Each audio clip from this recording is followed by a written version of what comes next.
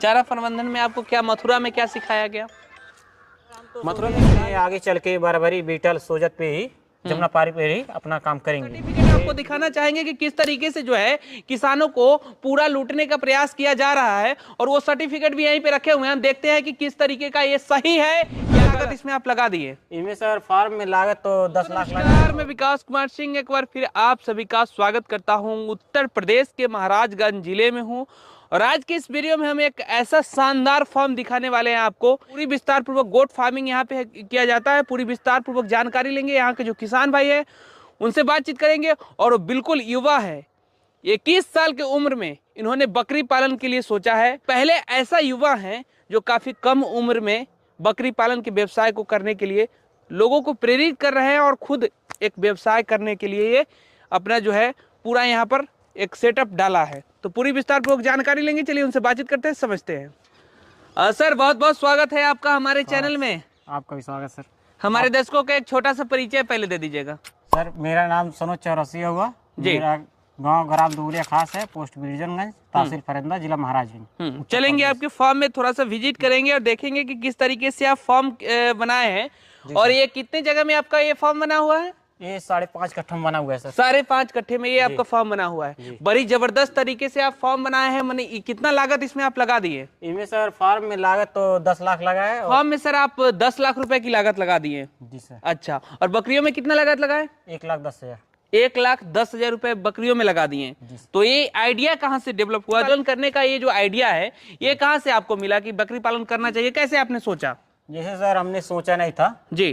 वो जुलाई में हमने कुछ काम करते थे दूसरे का, हार्डवेयर का जी। तो हमारे भैया यूट्यूब पे देखते थे बकरियों का, चैनल पे देखते थे वीडियो, तो उनके मन में आया कि नहीं हमको भी बकरी पालन का व्यवसाय करना चाहिए। इसलिए तो हमको वीडियो भेजते थे, हम भी देखते थे, उनमें हमको इंटरेस्ट लगा।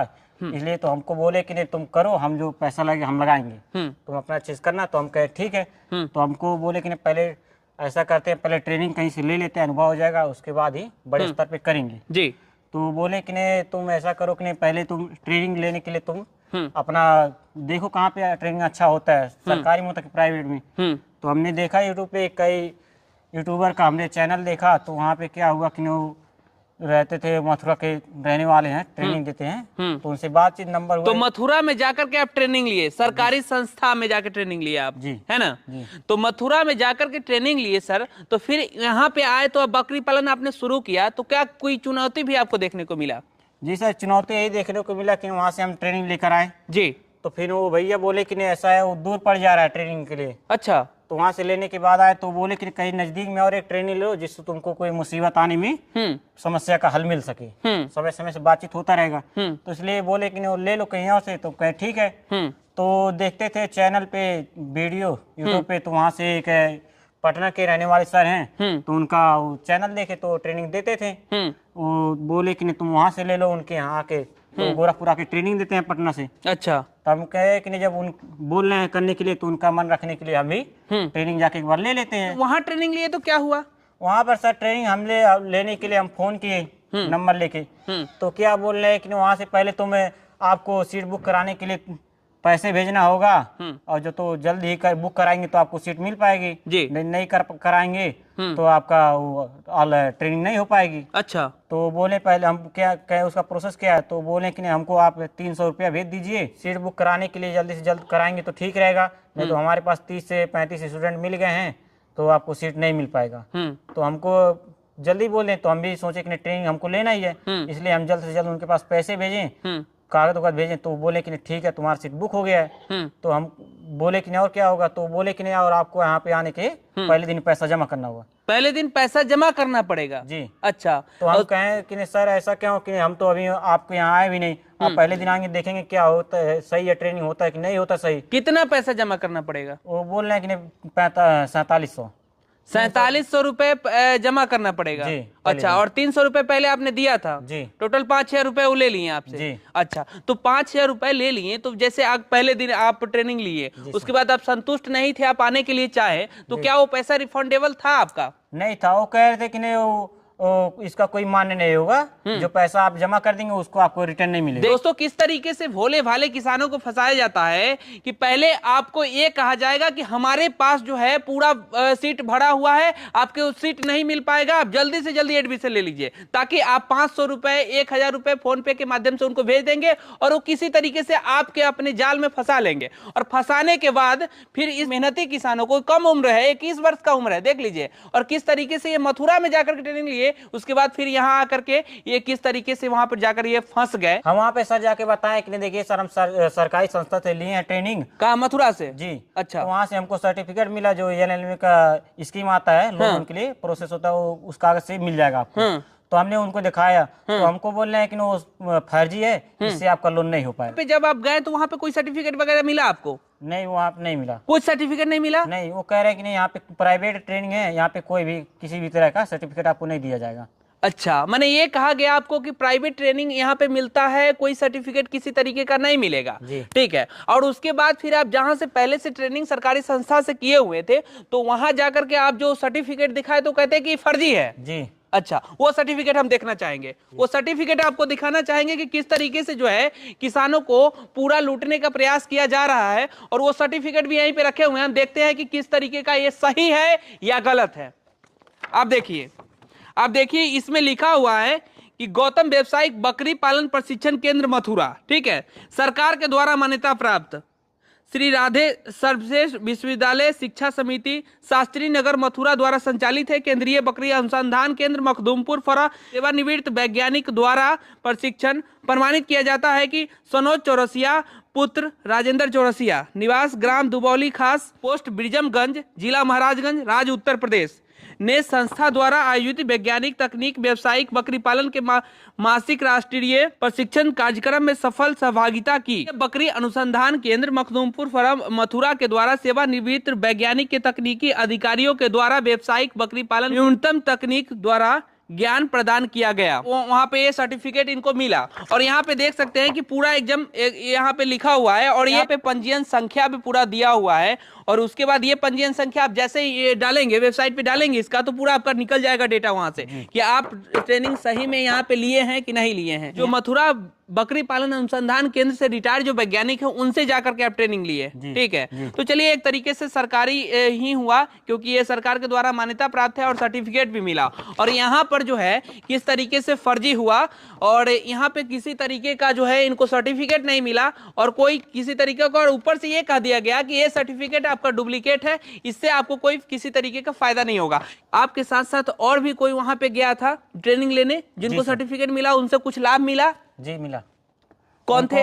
वो अयोध्या के रहने वाले एक निवासी थे। अच्छा। हमारे साथ ट्रेनिंग लिए थे, तो गए, वो अपना लोन कराए, तो उनको 20 लाख का लोन पास हो गया। 20 लाख रुपए का लोन पास हो गया जी। अच्छा, उनसे आप बात भी करा सकते हैं? बात करा सकते हैं, बात करा सकते हैं। तो ये ट्रेनिंग का ये सही मान्यता ये है, ठीक है, सही मान्यता सर्टिफिकेट है। अगर आप पैसा लगाते हैं तो लगाने से पहले, बकरी पालन करने से पहले आप ये मन में, जेहन में बैठा लीजिए कि किस तरीके से जो है लूट रहे हैं लोग। उन लूट के चक्कर में नहीं आना है, किसी भी स्थिति में नहीं आना है। खास तौर पे पटना में ये पूरा का पूरा फ्रॉड चल रहा है, और पटना के बाहर बाहर भी जाकर के, गोरखपुर हो गया, इलाहाबाद हो गया, इन जैसे जगहों पे जो नया नाम प्रयागराज रख देगा, वहां पर भी जाकर के ये लोग जाकर पूरी तरीके से फर्जीवाड़ा कर रहे हैं। और ये पूरा किसानों को लूटने का काम जो पूरा का पूरा चल रहा है। तो ये बहुत सारे लोग ऐसे भी हैं जो कहेंगे कि ये इनको क्या फायदा मिलता है ये वीडियो बना करके। इन जैसे किसान, भोले भाले किसानों का पैसा जाकर के उसमें फंसता है और डूब जाता है पैसा, और उसके बाद जो है ये किसान आकर के फेल हो जाते हैं, समझे। इनको कोई सरकारी जो है योजना का लाभ नहीं मिलता है, इसीलिए हम वीडियो बनाते हैं। बताइए कि ये जो फॉर्म बनाए, ये जो आइडिया आपको कहाँ से आया, और ये जगह कितना है, और कैसे कैसे आप इसमें निर्माण किए, थोड़ा सा बताइए हमारे दर्शकों को। सर जैसे यहाँ तो हमारे भैया बाहर में काम करते हैं सबका जी, तो वहाँ से वो ये सब काम करते, तो उनको ये सब का अनुभव था। तो हमको बोले कि नहीं, अब जगह है अपने पास ज्यादा है, तो अपना लंबा चौड़ा बनाएंगे, आपको हमको कमर्शियल लेवल पे ले आके फार्मिंग करना है। तो इसलिए हम सब बड़ा पैसा लगा के इन्वेस्ट किए, और सोचे कि नहीं 350 तक का बकरियां रखेंगे हम। रखेंगे। कितना ऊंचाई होगा आपका बाउंड्री का? ऊंचाई 10 फीट है। 10 फीट बाउंड्री का ऊंचाई है जी। अच्छा, और ये जो आप 2 तल्ला बनाए हैं ना, ये कितना फीट पे आप डाले हैं लकड़ी वगैरह?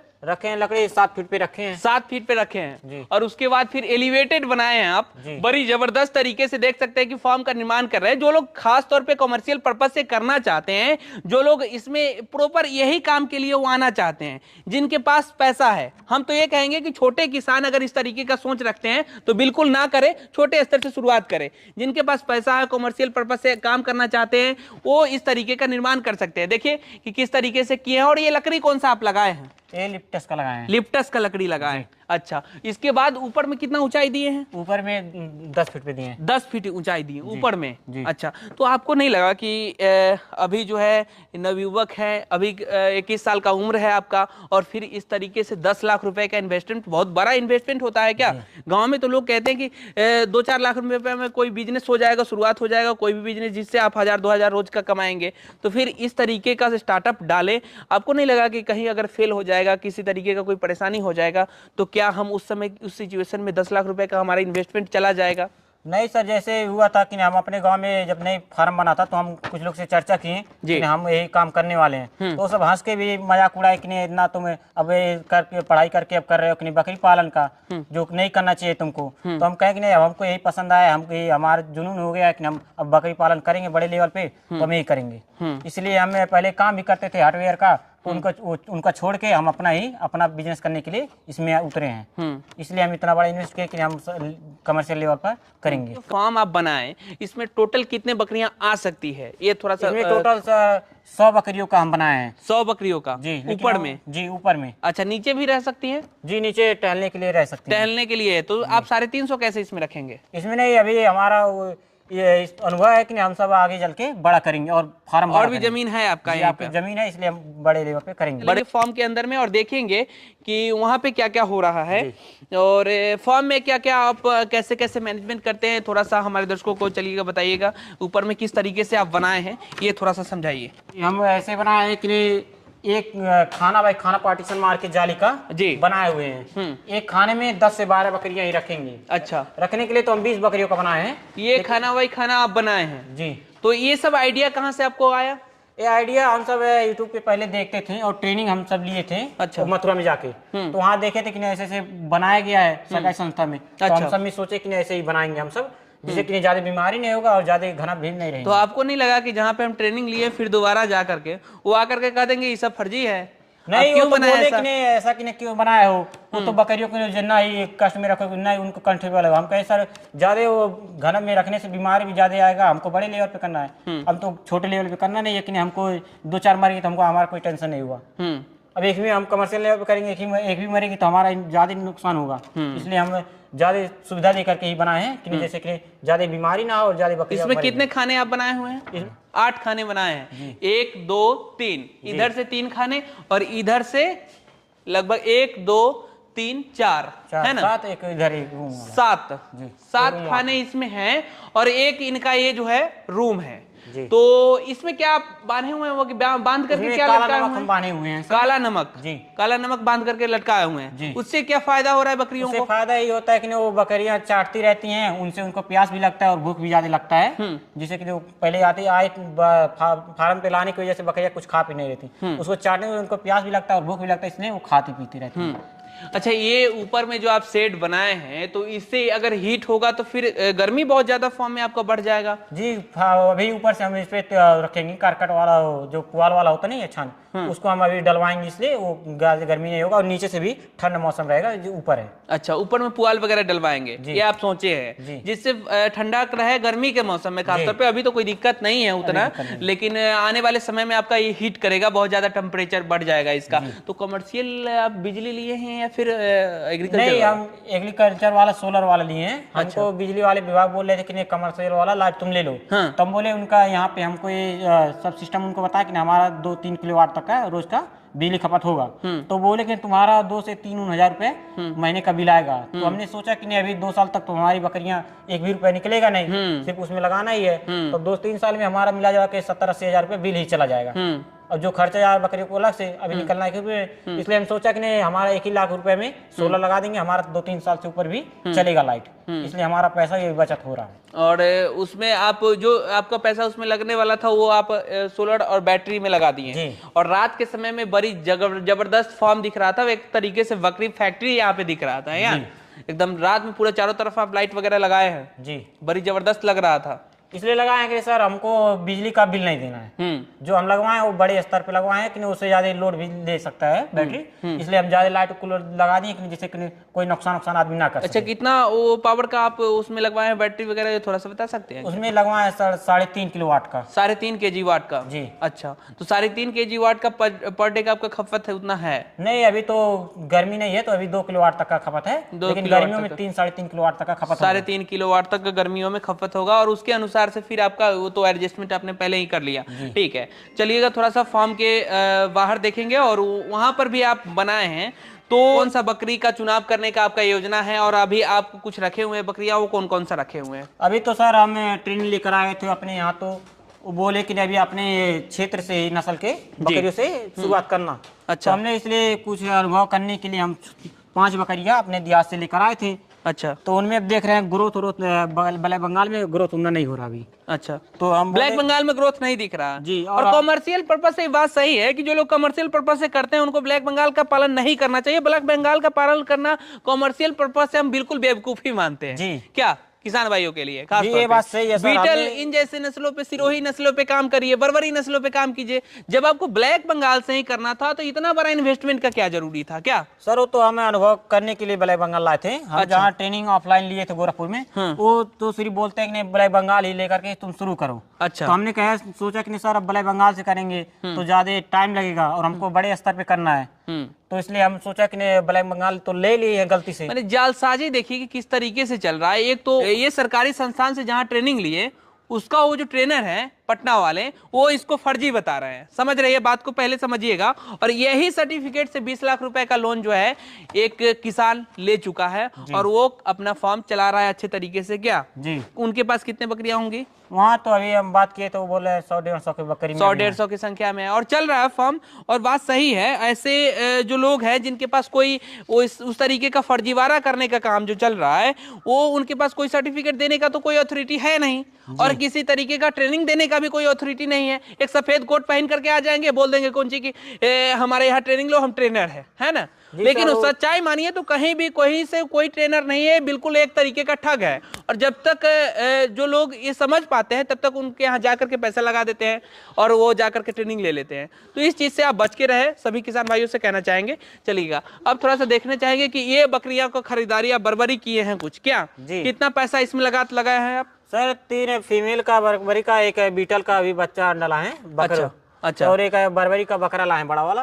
तो मेरा 5 मिला के 85,000 अभी पड़ा है। 85,000 रुपए में 5 बर्बरी आप खरीदारी की। अच्छा, थोड़ा सा कॉस्टली आपका लग गया है, कहीं से भी लिए थोड़ा सा कॉस्टली आपका हुआ है। और उसके बाद फिर ब्लैक बंगाल की खरीदारी कितने की आप? ब्लैक बंगाल का हम सर भैया किए हैं, वो तो अपने देहात से लिए थे, तो 25,000 में पड़ गई थी 5 बकरियां। जी, 25,000 में 5 बकरियां। जी, तो वो ठीक है, ब्लैक बंगाल का 5 बकरी, लेकिन उस तरीके का उसका ग्रोथ नहीं देखने को मिलता है। तो आने वाले समय में बीटल इन जैसे नस्लों पे आप काम करने के लिए सोचे हैं क्या? सर हम तो सोचे हैं कि नहीं आगे चल के बर्बरी बीटल सोजत पे ही, जमुना पारी पे ही अपना काम करेंगे। जो ले लिए हैं गलती से अब ब्लैक बंगाल, उसको अब धीरे धीरे हटा देंगे। हाँ, धीरे धीरे ब्लैक बंगाल को हटा देंगे। अच्छा, आप देख भी सकते हैं कि नहीं ब्लैक बंगाल का एक बच्ची बकरी दी है बच्चा, वो अभी दूध पिलाने के लिए उसके पास उन्हें दूध नहीं हो रहा है। तो अब हम तो कितना दूध खरीद के लाएंगे कि नहीं, बाहर से हम उसको पिलाएंगे। और जो बड़ी नस्ल की रहेंगी वो तो अपना दूध पिलाने के लिए बच्चा देती है, उन्हें दूध पिला सकती हैं। चारा प्रबंधन में आपको क्या, मथुरा में क्या सिखाया गया? मथुरा में सिखाया गया था कि नहीं हरा चारा भी खिलाना चाहिए बकरियों को, और दलहनी भूसा भी ज्यादा खिलाना चाहिए। जी, तो हमारे यहाँ दलहनी भूसा हो नहीं पा रहा है, इसलिए गेहूं का भूसा और मक्खन घास, एक बरसीन का घास, तीनों मिला के एक ही खिलाते हैं। और सुबह शाम 100-100 ग्राम दाना देते हैं मिला के, दिन भर में 200 ग्राम एक बकरी को। चलिए, बहुत बहुत शुक्रिया, बहुत अच्छा लगा आपसे बातचीत करके। हमारे किसान भाइयों को इतनी अच्छी तरीके से जानकारी दिए, इसके लिए धन्यवाद। हमारा ये शुभकामना है कि आप इस क्षेत्र में और आगे बढ़े, और बेहतरीन फार्मर के रूप में उभर करके उत्तर प्रदेश के किसानों को जागरूक करें, लोगों को सही जानकारी पहुंचाएं। और इसके लिए बहुत बहुत धन्यवाद। दोस्तों, ये वीडियो कैसी लगी हमारे कमेंट बॉक्स में जरूर बताएं।